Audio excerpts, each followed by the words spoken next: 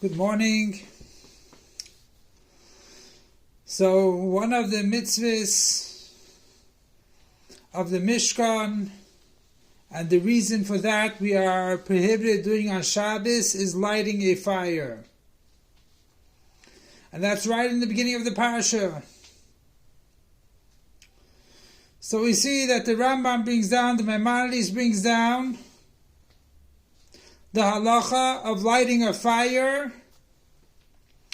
that even though you're destroying the candle or you're destroying the stick that's burning, but if he needs it for the ashes, it's considered a malacha, a job that you're doing on Shabbos, which is chayav.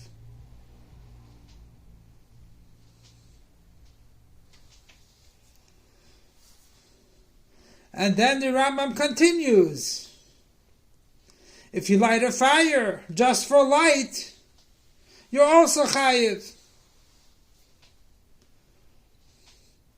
But the Rambam's come to prove over here is that even if there is an idea of destroying, which at first glance destroying is not considered a malacha,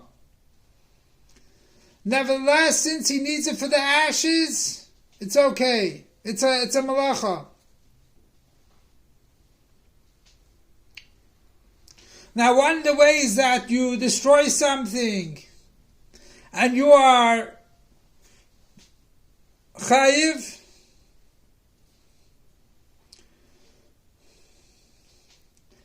and it's considered a sin that if you destroy when you're angry, so that's when your anger subdues because you destroyed someone else's thing.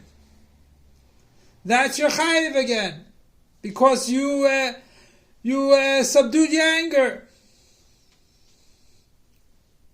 So we can explain why he starts off with afer and not just lighting a candle for light.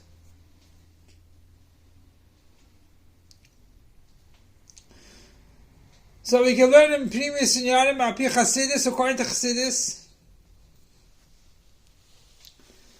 that we know that neshama is like a candle. The nefesh elikis is like a candle, and like a fire which yearns to go up. So just like a candle, the fire goes up, so too the neshama also yearns. It does not want to stay in the body. And when the neshama gets such an excitement over godliness, it can actually leave to go up. But the Rambam says that if you need it for afer, it's a malacha. Afer is the most coarse thing from a fire. It's something which the ashes do not catch on fire. The yerusholayim Liki does not catch on to it. The godly light does not catch on to it. So it's the most coarse thing of a fire, of the wood that burns, that the fire does not get it to light. And that is our avodah.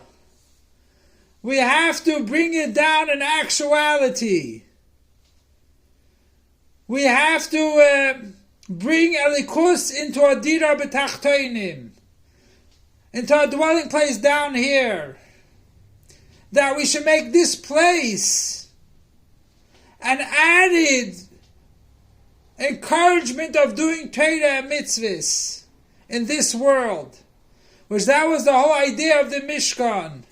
The Mishkan was a place where God can dwell in this world.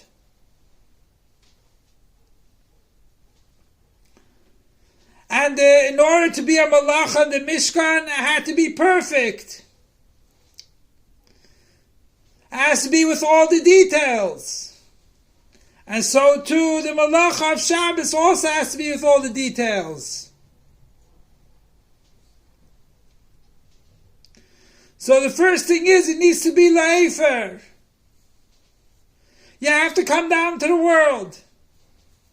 But we say the neshama always wants to go up.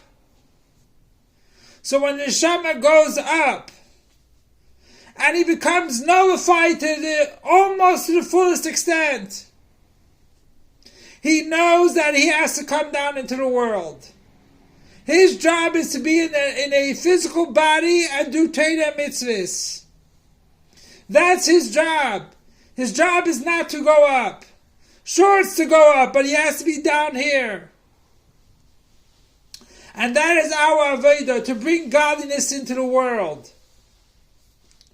We cannot separate ourselves from the world. That is not the goal of a person. The goal of a person should be a neshama and a guf, a neshama and a body, and draw down a kus into the world.